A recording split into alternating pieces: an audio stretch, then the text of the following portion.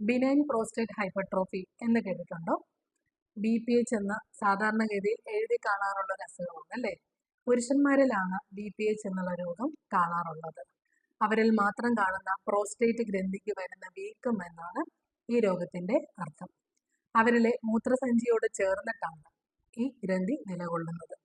മൂത്രസഞ്ചിയുടെ നാളം അതിന്റെ നടുവിലെ ഒരു പൊസിഷനിലൂടെ ഇറങ്ങി പോകുന്നവയാണ്.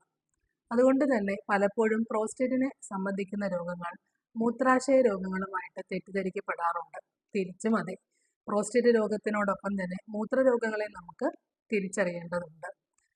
പുരുഷന്മാരിലാണ് കാണുന്നതെന്ന് പറഞ്ഞല്ലോ. അവരിൽ ഉണ്ടാകുന്ന ഈ രോഗത്തിന്റെ ലക്ഷണങ്ങൾ എന്തൊക്കെയാണെന്ന് നോക്കിയാലോ?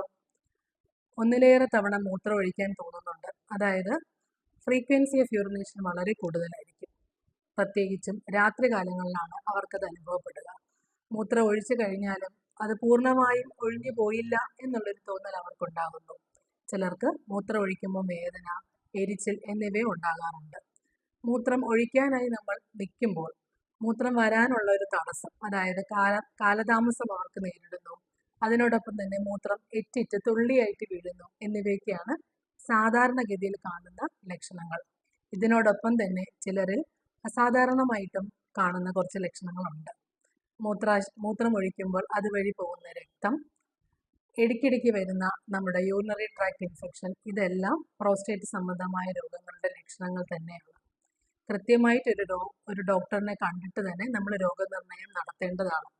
അൾട്രാസൗണ്ട് വഴിയും രക്തപരിശോധനകൾ വഴിയുമെല്ലാം നമുക്ക് ഈ പ്രോസ്റ്റേറ്റ് ഗ്രന്ഥിയുടെ വീക്കം എത്ര തോതിലുണ്ട് എന്ന് മനസ്സിലാക്കാം. ഞാൻ നേരത്തെ പറഞ്ഞ പോലെ തന്നെ പ്രോസ്റ്റേറ്റ് ഗ്രന്ഥി പുരുഷന്മാരിലെ കാണുന്നുണ്ടോ? അവരുടെ ജീവിത കാലഘട്ടത്തിൽ പലപ്പോഴും വളർന്നുകൊണ്ടിരിക്കുന്ന ഒരു ഗ്രന്ഥി തന്നെയാണിത്. അതിൻ്റെ അളവ് അഥവാ സൈസ് കൂടുതലാണ് എന്ന് പറഞ്ഞ് മാത്രം അവർക്ക് ഈ ബുദ്ധിമുട്ടുകളെല്ലാം കാണണമെന്നില്ല. സൈസ് കുറഞ്ഞവരിലും അതിൻ്റെ തീവ്രതയും വ്യാപ്തിയും കൂടിയിരിക്കും. കൃത്യമായ രോഗനിർണയം നടത്തുക. ചിലർക്ക് മരുന്നുകളെ കൊണ്ടോ ചില എക്സസൈസുകളെ കൊണ്ടോ ചിലർക്ക് സർജറിയിലൂടെ മാത്രമേ നമുക്കത് പരിഹരിക്കാൻ പറ്റുന്നുള്ളൂ. കൃത്യമായി രോഗനിർണയം നടത്തുക. അതിനെ തന്നെ ബാധിക്കുന്ന നിരന്തരമായിട്ടുള്ള രോഗനിർണയത്തോടൊപ്പം തന്നെ അതിനെ തന്നെ ബാധിക്കുന്ന ക്യാൻസർ പോലുള്ളവയല്ല എന്ന് ഉറപ്പുവരുത്തി മുന്നോട്ട് പോവുക.